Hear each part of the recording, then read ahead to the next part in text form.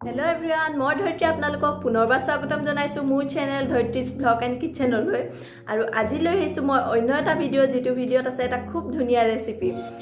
আমি সকলোৱে বিভিন্ন ধৰণে মাছ বনাই খাওঁ নহয় জানো কিন্তু কেতিয়াবা মাছৰ বল বনাই খাইছেনে তেতে বলকচোন আজি মোৰ লগত মাছৰ বল বনাও মাছৰ বল বনাবৰ কাৰণে মই প্ৰথমে সসপেনত মাছখিনি বইল কৰি লম তাৰ বাবে মই দিছো জুখমতে পানী আৰু দিম নিমখ আৰু হালধি এতিয়া মাছখিনি দি মই 10-15 মিনিট মান বইল কৰি লম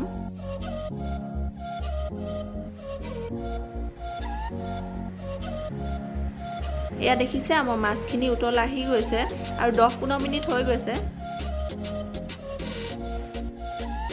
গতিকে এইখিনি উলিয়াই ঠাণ্ডা কৰি এতিয়া ইয়াত থকা কাইটখিনি মই উলিয়াই লম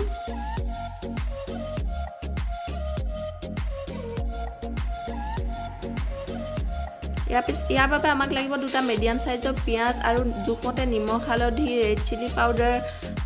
জালুকৰ গুড়া ধনিয়া পাউডাৰ আৰু মই লৈছো এটা মিডিয়াম সাইজৰ আলু যেটো মই বইল কৰি লৈছো আৰু লাগিব আদা নহৰু থেতেলিয়াই লোৱা পেষ্ট আৰু লাগিব এটা ময়দাৰ মিশ্ৰণ যাৰ বাবে মই লৈছো 3 চামুচ ময়দা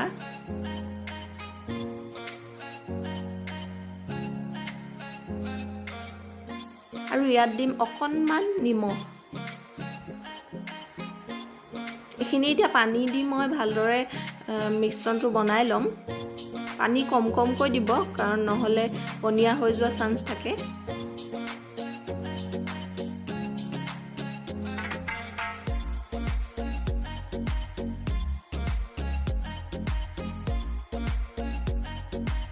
এখিনি দেখিছে কনসিস্টেন্সিটো এনেধৰণৰ হ'ব লাগিব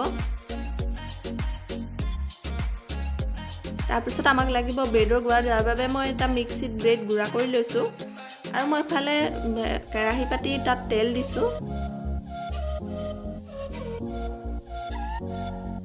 তেলখিনি গৰম হৈ উঠাত তাতে দি দিছো মই থেতেলিয়াই লোৱা আদা নহৰু পেষ্টটো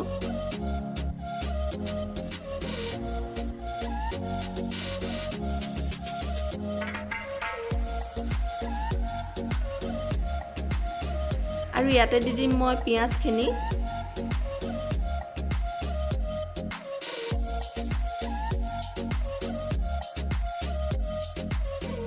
এইখিনি অকণমান ভাজি লম মই তাৰপিছতে দি দিম জুখমতে নিমখ আৰু হালধি মন কৰিব নিমখ আৰু হালধি কমকৈ দিব কাৰণ মাছখিনি বইল কৰোতে নিমখ হালধি ব্যৱহাৰ কৰা হৈছে আৰু দিম ৰেড চিলি পাউডাৰ আৰু ধনিয়া পাউডাৰ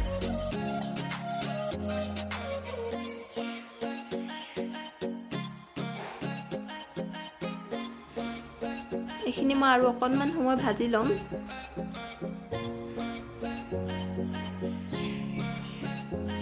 পিয়াজখিনি মই সম্পূৰ্ণ গোল্ডেন ব্ৰাউন কৰি নিদিওঁ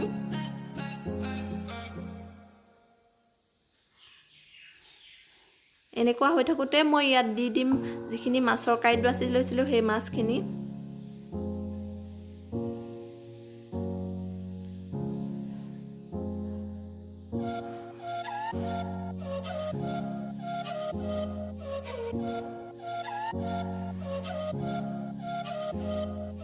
আৰু ইয়াতে দি দিম মই বইল কৰা আলুটো হেতু অলপ মই পিটিকি লৈছো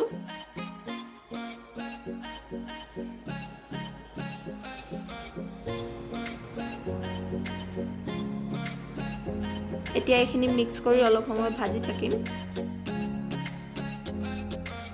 এতিয়া দি দিছো মই ইয়াত জালুকৰ গুড়া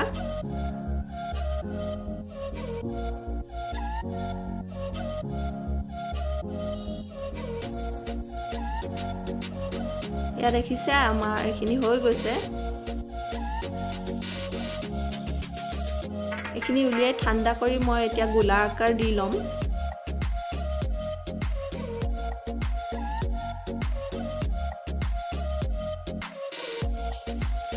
গোলা আকাৰ দি মই ময়দাৰ মিশ্ৰণটো দি দিম ইয়া দেখিছে মই এনে ধৰণে ময়দাখিনি হানাই লম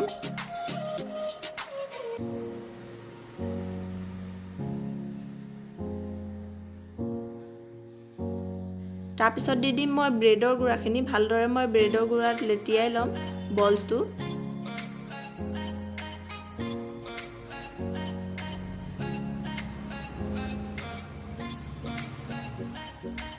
ঠিক তেনেকৈ মই বাকীকেইটা বলছো বনাই লৈছোঁ আৰু বলছকেইটা ফ্ৰাই কৰিবৰ বাবে মই এখন কেৰাহীত তেল দিছোঁ তেল অলপ সৰহকৈ লাগিব কাৰণ বলছকেইটা অলপ ডুব যাব লাগিব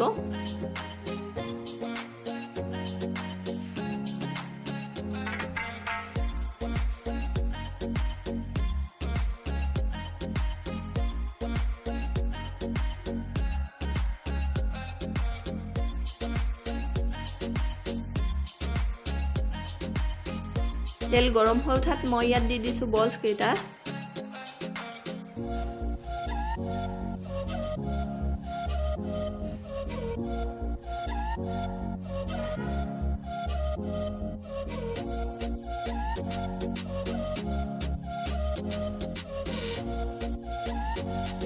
এই বলছকেইটা আমি ৰঙচুৱা পৰালৈকে ভাজি থাকিব লাগিব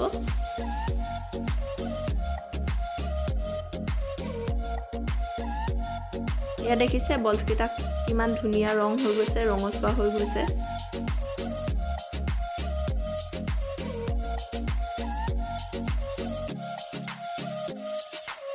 এতিয়া এইকেইটা আমি উলিয়াই ল'ম তেনেকৈ মই বাকীকেইটা বলছো বনাই লৈছোঁ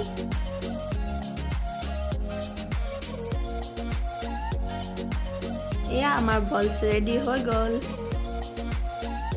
মই ওচৰৰ পৰা দেখাই দিছোঁ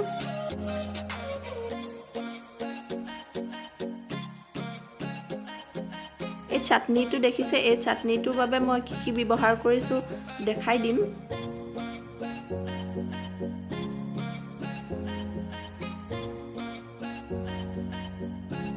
এই চাটনিটোৰ বাবে মই ব্যৱহাৰ কৰিছোঁ আদা নহৰু পদিনা নৰসিংহ জোখমতে নিমখ জলকীয়া শুকান থেকেৰা আৰু মছন্দৰী যিসকলে মাছৰ বল বনাই খাইছে তেওঁলোকে জনাবলৈ নাপাহৰিব আপোনালোকে কেনেধৰণে বনাই খায় আৰু যিসকলে বল বনাই খোৱা নাই তেওঁলোকে মোৰ ধৰণে এবাৰ ট্ৰাই কৰি চাব ঠিক আছে তেনেহ'লে আজিৰ ভিডিঅ'টো কেনেকুৱা লাগিল জনাবলৈ নাপাহৰিব আকৌ লগ পাম পুনৰ নতুন এটা ভিডিঅ'ত তেন্তে আজিলৈ আহিছোঁ বাই বাই